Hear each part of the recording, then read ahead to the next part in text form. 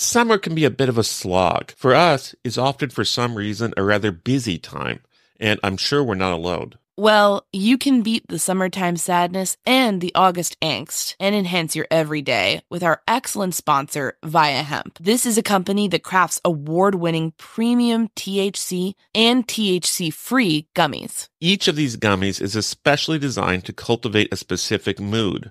Whether you're looking to get relaxed, get quality sleep, get creative, or just to get focused. If you're 21 or older, you can experience it for yourself and get 15% off your first order with our exclusive code MSheet at viahemp.com. That's VIIAHEMP.com. I personally enjoyed their grapefruit flow state gummies. This CBG and CBD powerhouse really helped me tap into my productivity. Like, we have had an extremely busy summer, and I feel flow state got me over the finish line a few times. When I was editing multiple episodes a day, digging through documents, and knocking out a bunch of interviews. Via Hemp does not require a medical card, and it ships legally to all 50 states. It's also affordable, and even more so for Murder Sheet listeners who get a special deal. If you're 21 and older, head to viahemp.com and use code MSheet to receive 15% off. That's VIIAHEMP.com.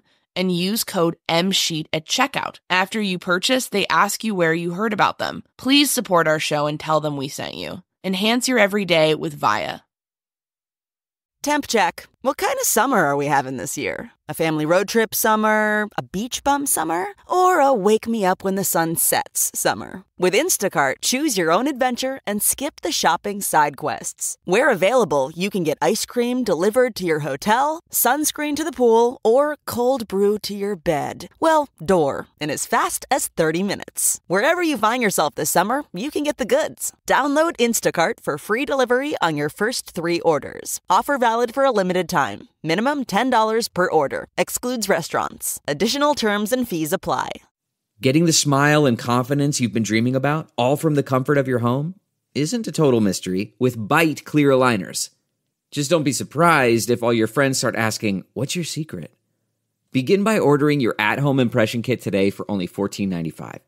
Byte clear aligners are doctor-directed and delivered to your door. Treatment costs thousands less than braces, plus they offer flexible financing, accept eligible insurance, and you can pay with your HSA FSA. Get 80% off your impression kit when you use code WONDERY at Byte.com. That's BYTE.com. Start your confidence journey today with Byte. Content warning. This episode contains discussion of brutal murders, violence, and dismemberment. When most of us think of Eliot Ness, we probably recall his work as the leader of the so-called Untouchables, the group of incorruptible government agents who helped bring down the infamous gangster Al Capone back in the 1930s. But of course, Ness's career continued after Capone was put in prison. It did not, though, have quite the same level of success. In 1935, Ness became the safety director for the city of Cleveland, Ohio. While in that role, he became involved in the investigation of that city's notorious torso murders, which were committed by a killer that came to be known as the Mad Butcher of Kingsbury Run. Around 12 people fell victim to that early serial killer. Their dismembered remains were generally left in the Kingsbury Run neighborhood of the city. The torso murder case was never solved, and some believe that the failure to identify the killer damaged Ness's reputation. But perhaps that is not entirely accurate. Writer and journalism professor James Jessen Badal spent years researching this case. His book on the subject, In the Wake of the Butcher, Cleveland's Torso Murders, stands as the definitive account of the killings.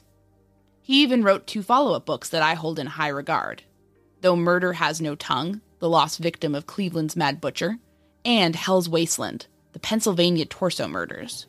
Badal probably knows more about the torso killings than anyone else now living. And he maintains that contrary to what we think, Eliot Ness did solve the case. My name is Anya Kane. I'm a journalist.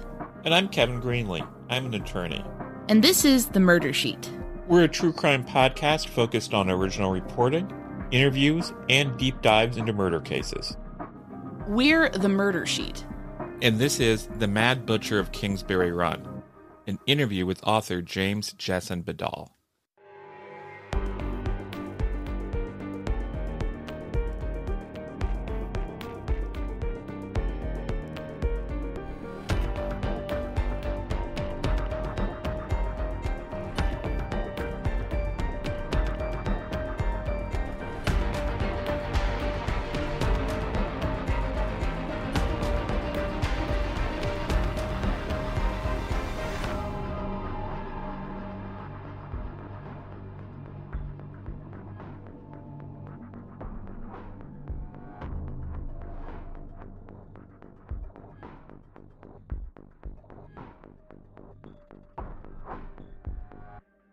So I guess to start off with, you were first introduced to this case by a teacher, is that right? Can you tell us about how you first became aware of the Cleveland torso murders or the Mad Butcher of Kingsbury run? Well, when I was in 8th grade taking American history, for some reason our history teacher thought that the Kingsbury run murders were something we should know about. And what they had to do with Thomas Jefferson in the Civil War, I never knew. But he read us an article that had appeared in a 1949 magazine. Not that I was in 8th grade in 1949. And I never forgot it. In fact, I say to some of my teacher friends, if you want to get the attention of a bunch of 13-year-olds, read them an article about people getting their heads lopped off. I remembered the names of some of the people involved. And then years later, I went through a Jack the Ripper phase where I was interested in that case. Then I thought, well, geez, we've got our own Jack the Ripper, and he was active longer, racked up more victims, and was almost as gruesome. Absolutely, and has certainly inspired a lot of debate and discussion in the years since. Oh, yes. As I'm sure you know firsthand. I guess, can you tell us just a little bit about your career in journalism and kind of walk us up to the point where you then dove into this Cleveland case? Well, I really don't have a career in journalism per se. I've been an English teacher at the college level most of my career. Now, I have written a couple of music articles over the years. I reviewed concerts, classical concerts locally. I didn't discover my ability, if you want to call it that, to write true crime until sometime in the 1990s.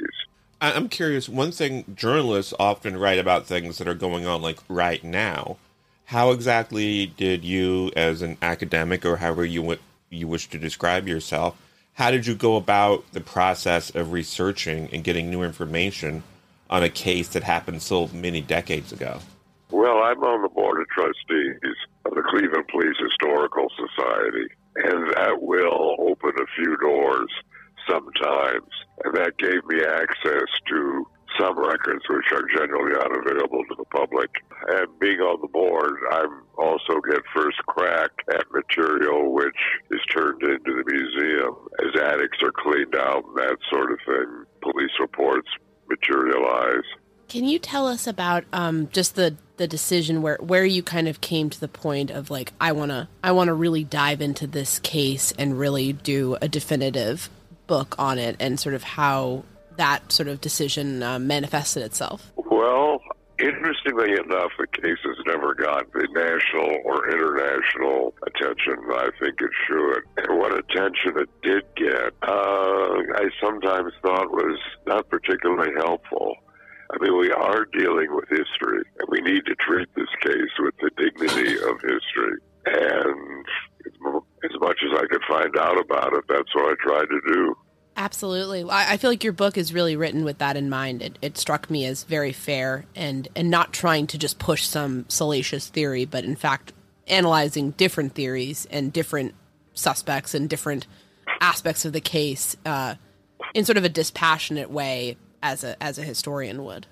Well, every book I've written, I've tried to set the record straight. There were many misconceptions about the Kingsbury Run murders. I wrote a book on Cleveland's most famous missing child, Beverly Potts, and there were many misconceptions about her case as well.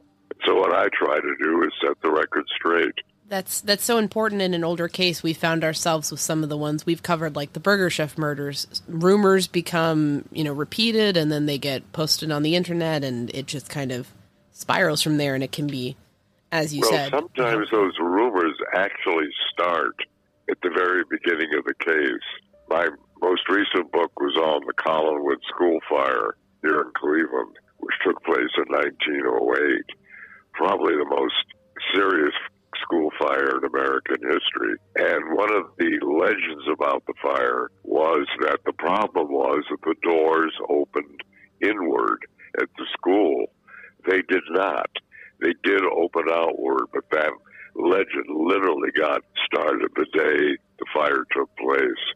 And yeah, and it kind of obscures the the real facts. I was wondering, exactly. Could you tell us a bit, set the scene for us a little bit about the Great Depression era Cleveland, specifically the area where these crimes happened around Kingsbury Run. What sort of place was Cleveland back in those days? Well, Kingsbury Run is a prehistoric riverbed, and it's attached to the flats that more or less curves out to the east, to where a lot of the factories are, where the train tracks are, and the rapid transit tracks as well. Cleveland in the 1930s was I think it was hit as hard as most cities were. Kingsbury Run became the location of a number of hope jungles. I think there were about 6 in Kingsbury Run at one time or another during the 30s. And these were people who were not exactly destitute. This is one of the more interesting things I found out during my research, was that a lot of people who lived down there did have jobs, but they just couldn't make enough to live elsewhere. I actually talked to a man who, as a paperboy, delivered papers in Kingsbury Run. Wow, so it's definitely different from the kind of extremely destitute image a lot of people might have of it, even though obviously it was not. Well, it was destitute enough. Right, but certainly, that makes a lot of sense. And it's very interesting that you were able to kind of pull out those nuances through your research. I guess, it's kind of complicated to even ask questions about this case because there's so many victims, or I should say possible victims, and we don't know most of their names, and there's certainly debate, it seems, raging over whether some of them are even murder victims, let alone victims of the same killer. So I thought your book did a really good job breaking down each possible victim. I guess the first one would be the so-called lady in the lake. Lady in the lake. I guess, could you tell us a bit about that situation and how it ties into what would come later? Well, this was in 1934. It was fully a year before the case theoretically got started. And this was in an area of the shores of Lake Erie, and a man was out looking for driftwood that he could burn. This was, after all, the Depression. And he saw something which he initially identified as a tree trunk with the bark stripped off of it. When he got closer, he realized that it was the lower half of a woman's torso, thighs still attached, but amputated at the knees.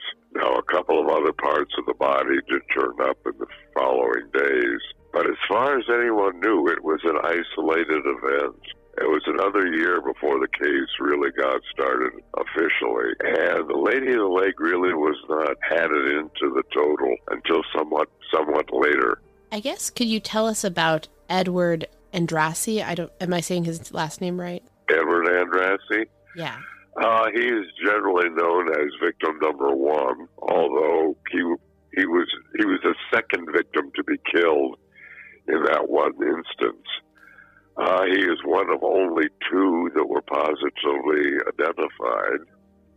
He was what police in those days would have called a snotty punk. How can I put this? The only steady job he is known to have had in his life was that he worked as an orderly in the psycho ward of one of the Cleveland hospitals. It's certainly a very intriguing clue given his fate. Oh, okay. I would say, if my identification of the killer is correct, the killer spent some time in the psycho ward for alcoholism, and I think that's probably where he met Andrassy. So there may have been that personal connection there, at least with some of the victims. I don't know how deep it was. Right. One thing about Andrassy was that he had possible ligature marks where the other victims may not have had any ligature marks. It's really baffling to me as to how the butcher may have killed these people without restraining them. Do you have any thoughts on that? I wish I did. I have no idea how he restrained his victims. He may have drugged them. Only once did the coroner detect drugs in the system, and that was victim number 10. Do you have a sense if autopsy measures and coroner techniques back then would have been good enough to, definitively rule out drugs consistently, or is that something that they had pretty much mastered by that point? I don't know. I simply have no feeling for what coroners could or could not find in those days. Yeah. It seemed it's definitely intriguing though that Andrassy would have been the one with possible ligature marks. I think you in the book noted very aptly that it almost seemed a little bit more personal. Yes, I would say so. And there's also that really bizarre. I mean, one of the other things that comes to mind when I think of Edward Andrassy is that strange photograph of him that was uncovered in a kind of an ornate room. There was more than one. I think there were about 4, and I've forgotten who had taken them. I'm blanking on names these days, but yeah, very interesting photographs. I know when we showed some of the photographs to some of our, some of our listeners were also reading the book, and they were shocked because they thought, based on the description that the police were kind of giving, that it was going to be really lurid, and they thought they were pretty tame, I guess. It really is just a guy sitting, fully dressed in a chair in a room pretty much. Just posing for the camera. An interesting sidelight to those photographs. I was able to supply copies of them to Andrassy's descendants. They had no photographs of him. That's very sad, and that's very nice that you were able to kind of give them that tangible kind of, image of their ancestor. Well, the only image you have of your ancestor is a description of his dead body, yes. Yeah. Have you ever covered a carpet stain with a rug, ignored a leaky faucet, pretended your half-painted living room is supposed to look like that? Well, you're not alone. We've all got unfinished home projects. But there's an easier way. Thumbtack is the app that makes it easier to care for your home. Pull out your phone and in just a few taps, search, chat, and book highly rated pros right in your neighborhood. Download Thumbtack and start caring for your home the easier way. This episode is sponsored by AutoTrader. Credit scores, down payments, interest rates. Car buying can be a numbers game, but you don't have to be a math expert to get the keys to your dream car. Just use Kelley Blue Book My Wallet on AutoTrader. Crunch your numbers and get your personalized results so you know exactly how much you'll pay each month for your car. It's like having a magic wand for your wallet. Presto! The car you've been wanting is now within reach. So hit the road and leave your calculator at home. Find your next car on autotrader.com. Across America, BP supports more than 300,000 jobs to keep our energy flowing. Jobs like building grid-scale solar energy in Ohio and producing natural gas with fewer operational emissions in Texas. It's and, not or. See what doing both means for energy nationwide at bp.com/investing in America.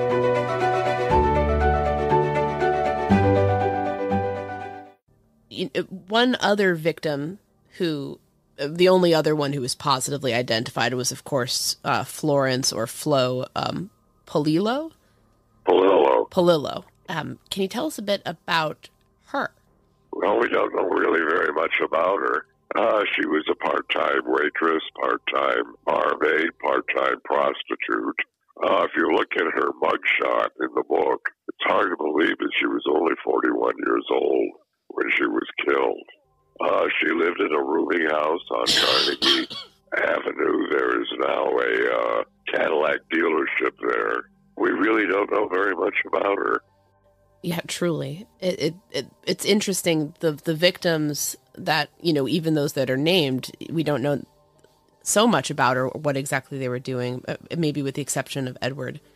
Jassy. Of the cycle in Cleveland, only 2 were positively identified. Right. Andrassy and Polillo. Rose Wallace, victim number 8, that's a tentative identification, although Gerber accepted it, the coroner, and I tend to accept it as well. In terms of, what we can, as somebody who investigated this yourself so extensively, what does it say about 1930s society that, so many people were turning up dead in Cleveland without, any sort of clue to their identity? Oh, well, this was the period when people out of work hopped on trains and went from one city to the other. Actually, when you consider that there were only 12, 13, if you consider the Lady of the Lake, and that was stretched out of a 4-year period, that's not all that many. That's a good point. This is years we're talking about, not months. Well, we're not talking about Jack the Ripper, who just 5 people in about 3 months. Right. One thing I was curious about is in terms of, I believe it's victim number 4. This is the tattooed man. The tattooed man. Well, he had 6 different tattoos on different parts of his body, and the police tried to investigate every one of them. They contacted, I think, every tattoo parlor in the United States trying to get some sort of handle on who may have done the work. They always assumed that he was probably a sailor, but that's just a guess. One thing that is interesting about the butcher is that he seemingly targeted both men and women. He did not discriminate in terms of sex. Yeah, equal opportunity serial killer. Very feminist. Men, women, black, white. Wow. Yeah. He was kind of a progressive guy in that sense. But no, I mean, but he did treat the bodies seemingly a bit differently. My interpretation of some of this is that he seemed to, really butcher the women quite extensively, whereas the men were a little bit more. That's a good point. He tended to cut the women up in more pieces. The men, well, Andrassy, victim number 2, and victim number 4, he simply cut their heads off, although Andrassy had been emasculated as well. Yeah, it kind of, you feel like almost there's something there psychologically where he's doing things differently to men and women, but I'm not a psychologist. Yeah, you can't get into his head. We'll just never know. Yeah, no, certainly. But no, it is interesting that he did not have a specific type of victim. Well, he only had a specific type in that most of them seemed to be poor. Good point. And just the bizarreness of with some of the men, the coroner resolving that the cause of death was decapitation. So in Andrassy's case, yes. In some of the others, the bodies were simply not fresh enough to be sure. Right. Now, I'm this case, you mentioned, I completely agree with you. I don't think this has gotten nearly enough attention nationally or internationally, but certainly locally it was a firestorm from Oh, at the time, yes. Yeah. And I guess in your mind, how do you think that impacted the outcome of the case? Do you think the media attention and scrutiny harmed the case? Or there is some evidence that authorities exercised, how can I put this? Not exactly censorship, but how can I put this? They asked them to lay off some of the horrendous details. Oh, that's interesting. So they were able to control the press maybe a little bit. I don't think it's a matter of controlling the press. I think it was a matter of doing your civic duty. Right. Yeah, the details are pretty disturbing. I know one element of this that gets a lot of attention now is the connection of Eliot Ness. Is Ness's involvement with this investigation overstated? Somewhat, yes. Ness did not come to Cleveland until December of 1935. And by that time, the case had been going on for at least a couple of months. He came in as Cleveland's safety director. And as far as I can tell, he tried to hold himself above the case for the most part, because I think he realized that this was something that he wasn't used to. He was used to busting criminals who did things for understandable reasons, alcohol manufacture, that sort of thing. He did not become, I don't want to say he did not become directly involved, but he did not become very much involved until the end of the summer of 36. And at the end of the summer of 36, the mayor approached him and said, look, you've simply got to get more involved in this. And from that point on, he was pretty much involved. Absolutely. And, you know, there is some tantalizing information that you had in your book about his so-called unknowns, you know, and the work they may have done, but a lot of that remains very unclear. You mean the people who work for him? Yeah. Known as the unknowns? Yeah. I think there's been some guesses as to who some of them may have been, but I've never seen anything definite on that. Ultimately, Eliot Ness did come up with a suspect for this. Can you speak about that and how modern-day researchers have uncovered that person's name? This is a very long, complicated story. Eliot Ness told his biographer that he had a suspect and that he had picked him up, taken him to a hotel room. And this is really kind of interesting. He took him to the old Cleveland Hotel. Now, he obviously did not waltz him in the front door and take him up to the desk, but he must have had a room down at the end of a corridor set aside for this. And, of course, people for a long time doubted whether this actually had happened, or was this simply Eliot Ness, who couldn't bring himself to admit there was a case he couldn't solve. When I wrote the first edition of Butcher, there were 3 questions about that. Number 1, did that secret interrogation take place? Number 2, could we identify who the subject was? And number 3, was he the killer? In the first edition of the book, I was able to establish that, yes, the interrogation did take place, and the man's name was Dr. Francis Edward Sweeney. I think it took to the new edition of the book for me to more or less prove that, yeah, he was the killer. So for you, Sweeney is the man. Everything we know about him fits. We've never learned anything about him that points away from him. What do we know about Sweeney? He was a physician. He was of Irish descent, obviously. He served in World War I as a medic and apparently received some sort of injury, which got him what we today would call VA benefits. He went to pharmacology school at Western Reserve University, then went on to medical school, I believe in St. Louis, came back to Cleveland, married, did his internship at a hospital on Broadway, and he had an office. This is one of the things that so definitely points to him. There was a house on Broadway, pretty much close to East 55th, which had been built by the Paterka family. And when the parents moved out, their son Edward moved in and turned the house into a doctor's office.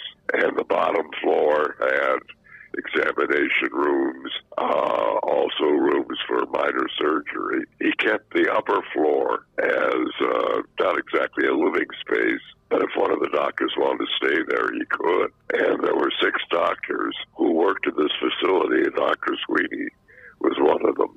Yes, that near miss that you describe in that in the book it's very compelling. Well, we know the interrogation took place for sure because David Cowles, who was one of Ness's most trusted associate, today we would say he was head of CSI Cleveland, was interviewed by the first director of the Cleveland Police Historical Society. And I sorry I can't tell you exactly when the interview took place, but if there is a recording of it, and I reproduce as much of the recording as is necessary in the book. He said that we did have a suspect. I won't mention any names, but he gives so many details about who the suspect was that it's very obvious who he's talking about. Were you able to? I mean, I know you were because I read the book. But can you talk about why Eliot Ness and his team may have been so reluctant to name somebody, despite the fact that people were clamoring for answers? You mean why Eliot Ness did not identify him publicly? Yeah. That's rather complicated. I think there's at least a couple of reasons for that. Francis Sweeney's cousin, Martin L. Sweeney, was the Democratic congressman from the 20th District. I don't think this was a case of protecting a congressman, but they had absolutely no evidence against Dr. Sweeney except a lie detector test. And that's one of the more interesting aspects of the case. Ness called in a marker from his Chicago days, and Leonard Keeler, the man who invented or developed the modern polygraph, actually came to Cleveland in secret and administered the test. Supposedly when the test was over, he turned to Ness and said, "That's your man, I might as well throw my machine out the window if I say anything different." But they had no evidence. None. If he had gone to trial, he would undoubtedly have been judged incompetent. And this may have been a move to protect his immediate family. I mean, he was married and had 2 children. And why put them through that horror? Now, as far as Martin L. Sweeney is concerned, it's very interesting that he became considerably less active in Cleveland politics around this time. And I wonder if the authorities didn't go to him and say, "It's not a matter of protecting you, but we'll keep this name private if you promise to behave yourself politically on the local scene," which he did. One of the newspapers said it's going to be very lonesome in Cleveland without Sweeney. Yeah, prior to that, he'd been very vocal. Well, he all of a sudden became very cooperative with local projects. Now, I should also say that relations between those 2 branches of the family don't seem to have been very strong, because Martin L. Sweeney, being a Democrat, was attacking the Republican administration of the city for their inability to catch the Mad Butcher. I would have loved to have been a fly on the wall when he learned that Eliot Ness's prime suspect was his own cousin. Yeah, that I mean, it seems like it's out of a movie or something. I mean, it's what a twist. One thing I wanted to ask you about is that I feel that in a lot of discussion of Eliot Ness, the Cleveland case is sort of touted as like his downfall. Like he wasn't able to solve it, at least not publicly, and therefore, like this was the beginning of the end for him. Do you agree with that? I think he did. Well, only to a degree. I think he did solve it, but for whatever reason, he kept the identity of his main suspect secret. The name Sweeney did not come about or did not materialize for quite a few years. The late Marilyn Bardsley was the first person to identify him. She and I went to high school together, and we hooked up again in college. And she began working on the case, I think probably sometime in the late 80s, early 90s. And I think her original intention was to either novelize it or to write a play about it. And somehow she came across the name of Sweeney. She called David Cowles, who was still living at that point and living in Florida. And all she said to him was Francis Edward Sweeney. And he barked at her, "Who gave you that name?" Oh, man. This at least identifies him as the major suspect. Now, in 1938, he wound up in the Soldiers and Sailors home in Sandusky, Ohio. Ultimately, he moved through the VA system and was declared incompetent, I think, in the 1950s. And he began bombarding Eliot Ness with these cheering letters and postcards. 5 of which do survive in Eliot Ness's papers at the Western Reserve Historical Society. He was clearly, I don't know if I'd use the word insane, but I showed the postcards to my uncle, who was a psychiatrist. And although he was very reluctant to make a decision about somebody he couldn't put on the couch, I was his nephew and he liked me, so he made a guess. He said, paranoid schizophrenia. And I said, but come on, this man became a doctor and actually practiced. For a while, I thought schizophrenia manifested itself in your teenage years. And he said, well, usually it does, but occurring later is not unusual. And when I mentioned that he became an alcoholic and a drug addict, he said this would fit because he would have experienced the onset of schizophrenia the way you and I would have experienced the onset of a cold or the flu. And he knew something was wrong but wasn't sure what, and tried to control the symptoms with ever-increasing doses of alcohol. His wife took him to court. And this is how he wound up in the old city hospital for a month under observation for alcoholism. So it's someone who might be medicating themselves with alcohol. I mean, being a doctor, he could write prescriptions for himself. When he finally wound up in the VA facility in Dayton, Ohio, and the head of the facility actually wrote to the head of the local medical association in Cleveland and said, will you please take this man's license away from him? Interestingly, he still had his medical license, even though he was in an institution, because he would write phony prescriptions for himself and then become a management problem. A lot of the stuff that you were able to uncover about Sweeney definitely is interesting and points to his possible... Well, other things that point to him. Yeah. Next door to the facility, which was their office, was the Rouse Funeral Home. And the Rouse Funeral Home had an agreement with the city to handle the unidentified and the indigent dead.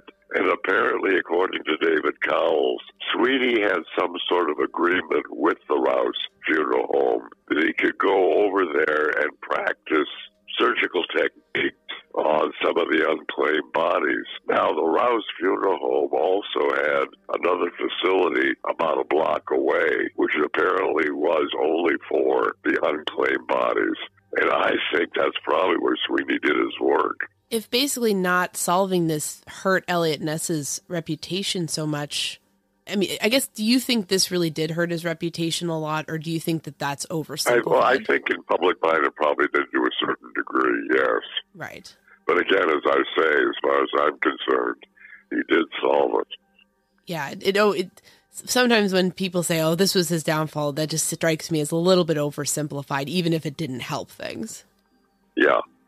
One thing I wanted to ask you about is just that, we talked a bit about Eliot Ness, one of the big law enforcement figures in this case. The other one I wanted to ask you about is Peter Merylo. Am I saying that right? Merylo, yes. Yeah, tell us about him and what you're able to uncover about some of his really interesting investigations. It's not a matter of uncovering. It was all known. Right. He was a Cleveland police detective. May not have been a detective. I'm not sure about that. He had the police department's best arrest warrant, or best arrest record. And sometime in 1936, the chief of police, George Matowitz, put him on the case full time and said, pick whoever you want as your partner, but pretty much stick to the case full time. He did work on other cases, but that was his main focus.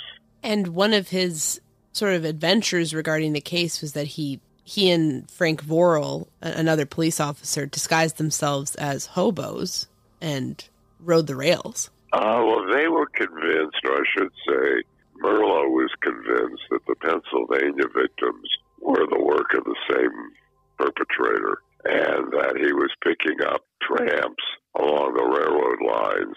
And so he and Frank Vorel disguised themselves as hobos and rode the rails, simply trying to pick up information. That's pretty remarkable. Was that remarkable for the time, or, that just sounds wild. I don't know if it was or not. Right. It was certainly a very dangerous thing to do. Yeah, that was not an easy life. And one thing that really struck me as fascinating in all of this, just a bizarre little detail, is that Vorel, the police officer he was traveling with, had a personal connection to the case. Can you speak a bit about that? Frank Vorel was related somehow to one of the suspects who was arrested, Frank Dolezal.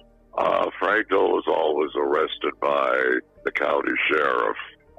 He had lived with Flo Polillo at one point, if I remember rightly. Yep. They thought they had their man, and he wound up hanging in his cell, a supposed suicide, before he could go on trial. But it was no suicide. He was murdered. Yeah, that whole thing is totally shocking. And can you tell us how you were able to basically, conclude that he was murdered rather than he died by his own hand? Well, for one thing, he hung himself, supposedly, from a hook that was close to the ground, so he would have had to sit down, if you know what I mean. Yeah. Also, there's a photograph of Coroner Gerber holding the implement that he supposedly hung himself with. We've always had some doubts about it.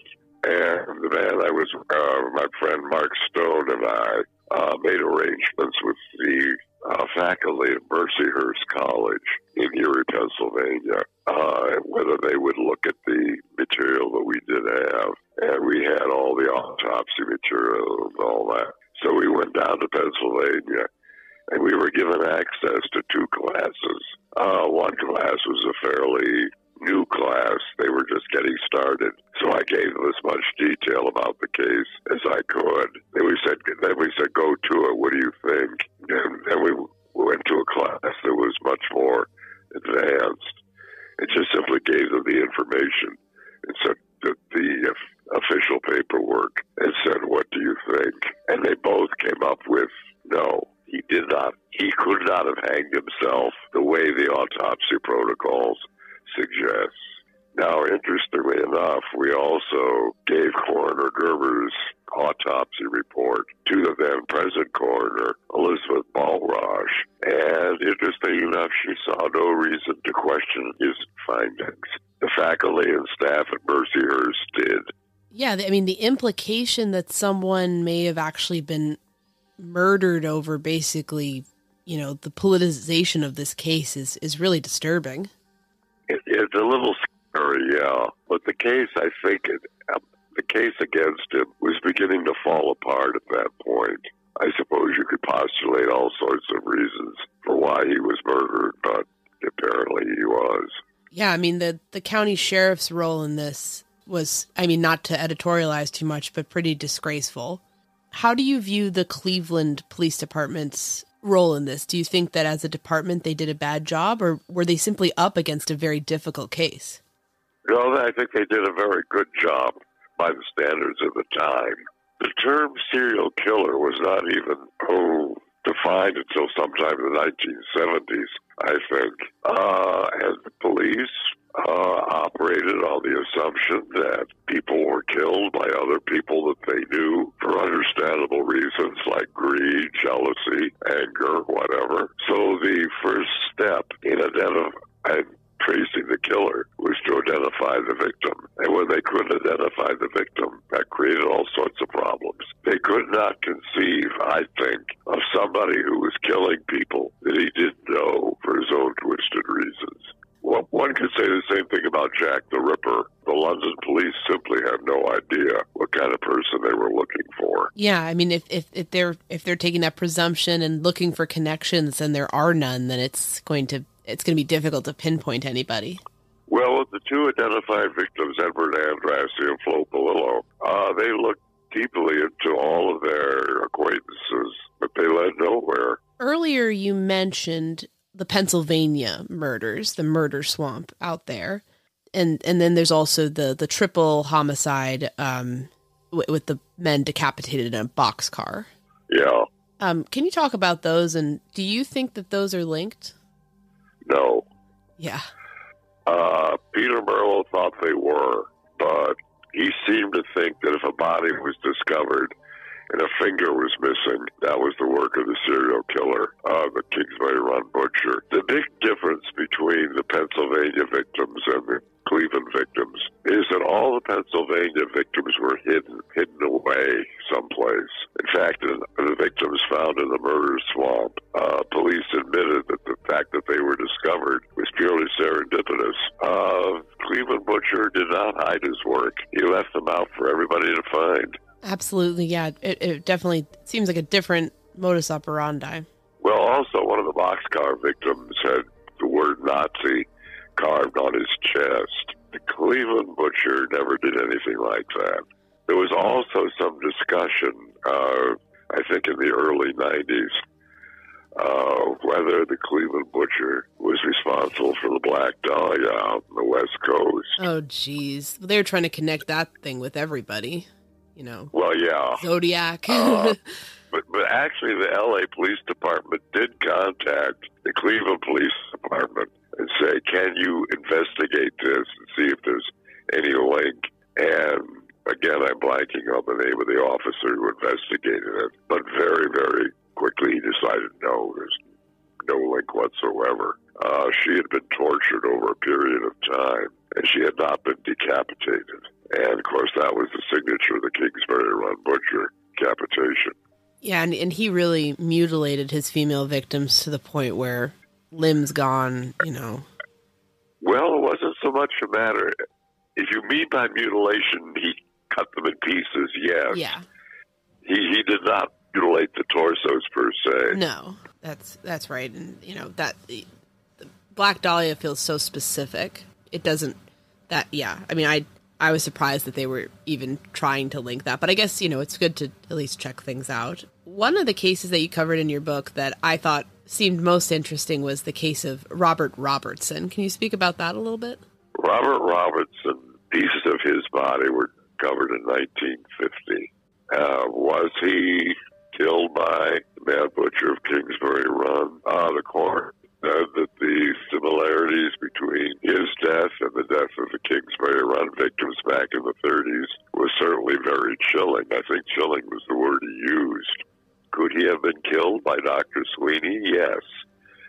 Dr. Sweeney at that point was a resident of the Sandusky Soldiers and Sailors Home, but he had committed himself, which meant he could leave whenever he wanted to until he was finally judged incompetent.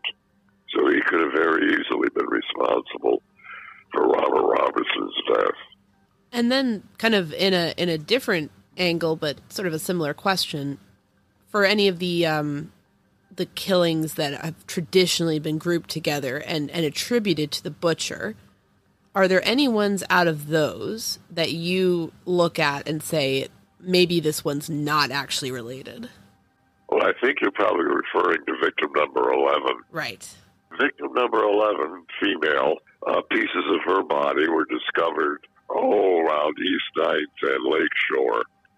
The pieces of the body were then turned over to the Western Reserve Medical School, and the head of anatomy, Dr. T. Wingate Todd, called David Cowles on the phone and said, get over here, I got to show you something. And he said, this is not a legitimate torso victim. This is a body which has already been embalmed. And the fact that the coroner, Gerber, did not perform the autopsy, but one of his associates did, and the fact that they would miss that, of course, is staggering.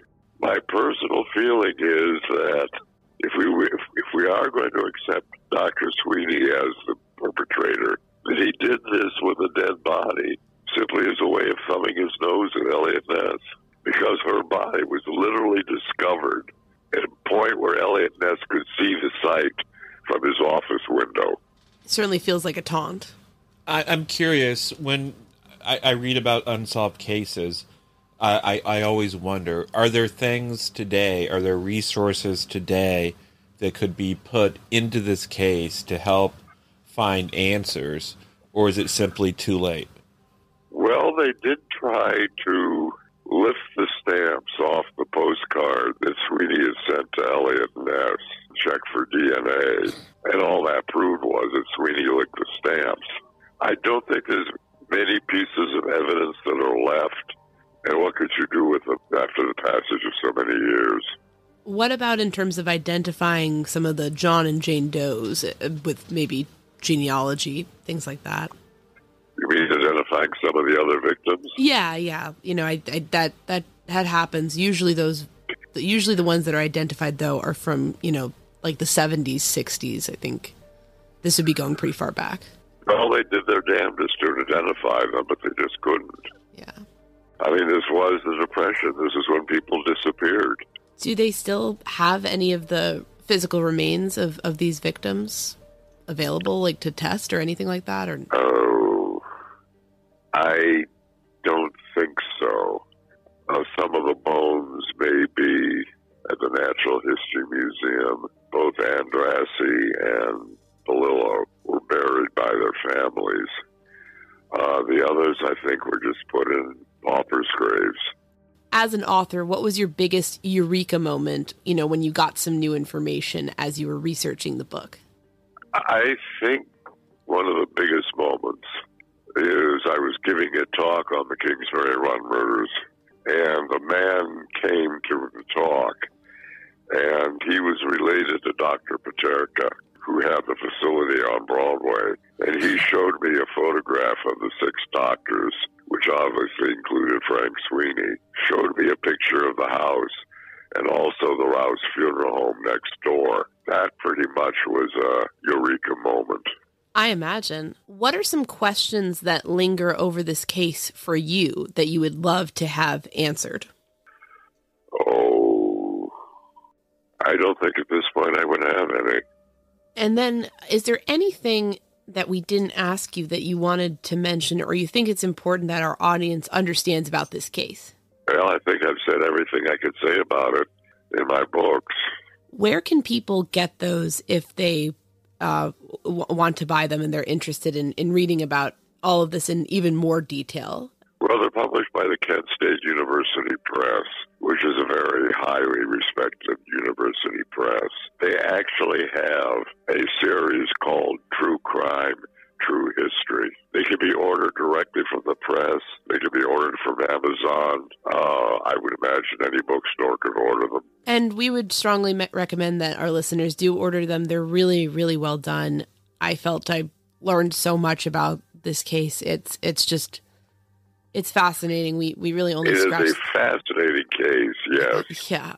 Yeah. I feel like we only scratched the surface of it in this interview, but that's where you can get way more detail, way more of the historical context that you did such a great job compiling. Well, as I said, I'm on the board of trustees of the Cleveland Police Historical Society. Dribs and drabs of information will come in to the museum. A detail here, a detail there kind of thing. Well, we so appreciate you taking the time to speak with us about this and just, you know, thank you again and just want to commend the work you did on this case. Well, thank you. I appreciate it. We want to sincerely thank Mr. Badal for taking the time to speak with us on our program. We highly recommend all of his books on the Cleveland torso case. They are detailed, well-written, and even include disturbing but illuminating crime scene pictures. We will include links to the books in our show notes.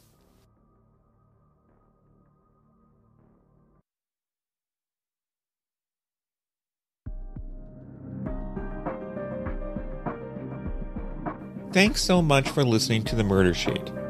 If you have a tip concerning one of the cases we cover, please email us at murdersheet@gmail.com.